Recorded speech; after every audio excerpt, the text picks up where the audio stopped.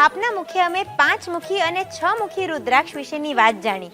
હવે બાપુ આપ અમને એ જણાવો કે 7 મુખી રુદ્રાક્ષ ધારણ કરવાથી વ્યક્તિના જીવનમાં શું ફાયદો થાય છે? દુનિયાના ઘણા બધા લોકોને સમૃદ્ધ થવું છે, સમૃદ્ધિ જોઈએ છે, પણ સમૃદ્ધિ મેળવવા માટે સફળતા મેળવવી બહુ જ જરૂરી છે. તો સફળતા મેળવવા માટે શું કરવું જોઈએ? સફળતા મેળવવા માટે દરેક વ્યક્તિએ સારું જીવન જીવવાની કોશિશ કરવી જોઈએ. તો આપણને પ્રશ્ન થાય, સારું જીવન એટલે શું?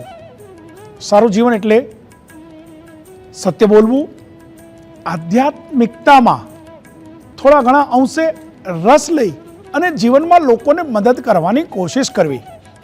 તો 7 મુખી રુદ્રાક્ષ ક્યાંક ને ક્યાંક કેતુ અને શનિ સાથે સંકળાયેલા છે.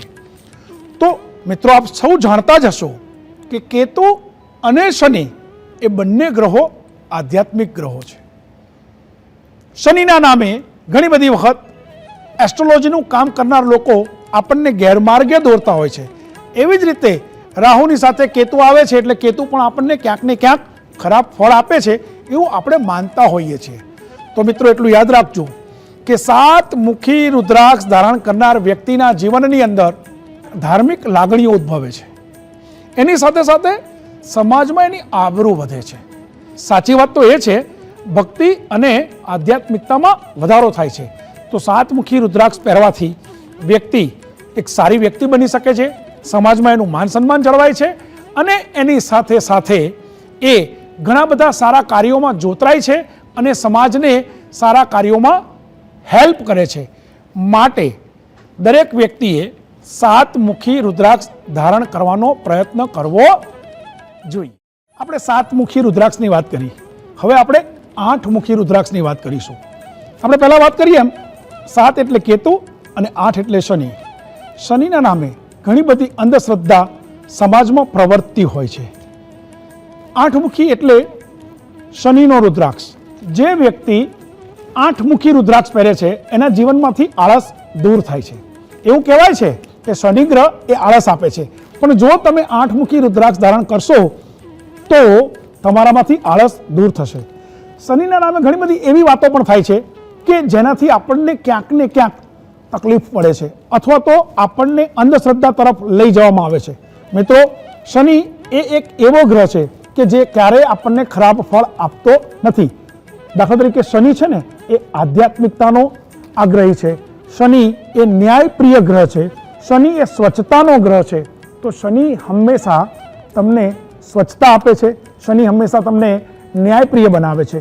તો જો તમે 8 મુખી રુદ્રાક્ષ ધારણ કરશો તો તમારા જીવનની અંદર સાચા અર્થમાં એક નિયમિતતા આવશે. અને હું એવું માનું છું કે જે વ્યક્તિ પોતાના કામમાં નિયમિત હશે, એવું કહેવાય છે ને કે જે વ્યક્તિ સમયને સાચવે છે સમય એને સાચવે છે, કે જો 8 મુખી રુદ્રાક્ષ પહેરશો તો તમે દરેક જગ્યાએ સમયસર પહોંચશો અને સમયનું તમે હંમેશા ધ્યાન રાખશો. માટે મિત્રો, જો તમારે સફળ થવું હોય, જો તમારે સમાજમાં પૂછાવવું હોય, જો તમારે સમાજમાં પૂજાવવું હોય અને તમારે પૂજનીય, માનનીય કે વંદનીય થવું હોય તો 8 મુખી રુદ્રાક્ષ ધારણ કરવો જોઈએ. મિત્રો, હમણાં જ આપણે 7 મુખી અને 8 મુખી રુદ્રાક્ષ વિશે ચર્ચા કરી. 7 મુખી અને 8 મુખી રુદ્રાક્ષ, અથવા તો એવું કહેવાય કે 7 અને 8 કેતુ અને શનિ એ બંને આધ્યાત્મિક ગ્રહો છે, પણ ક્યાંક ને ક્યાંક કેતુ અને શનિના નામે આપણને બીવડાવવામાં આવે છે. 7 નંબર એટલે કે કેતુ, જે વ્યક્તિ 7 મુખી રુદ્રાક્ષ ધારણ કરે છે એની અંદર ભક્તિ અને આધ્યાત્મિકતામાં વધારો થાય છે, ધાર્મિક લાગણીઓ ઉદ્ભવે છે અને સમાજમાં એની આબરૂ વધે છે.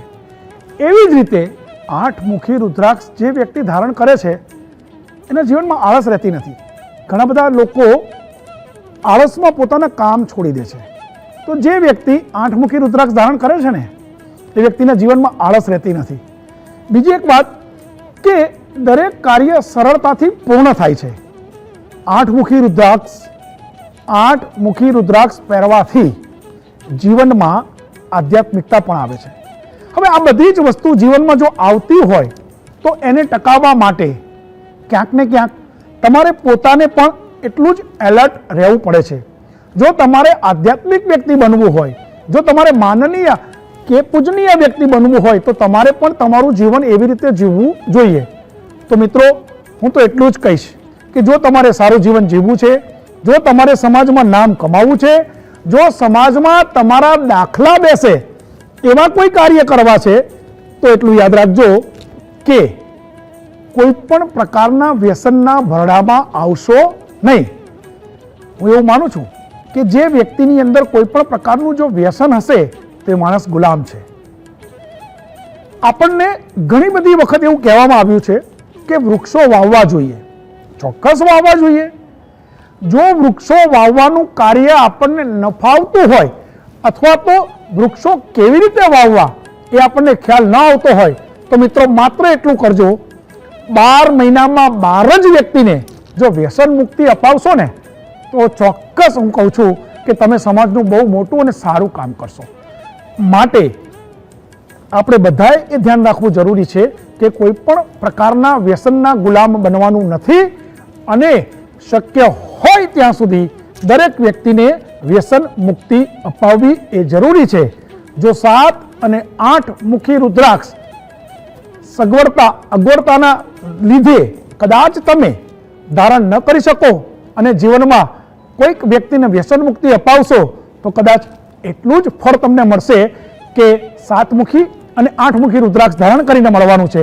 તો મિત્રો, આ યાદ રાખજો, વ્યસન મુક્તિ એ જીવનમાં જરૂરી છે.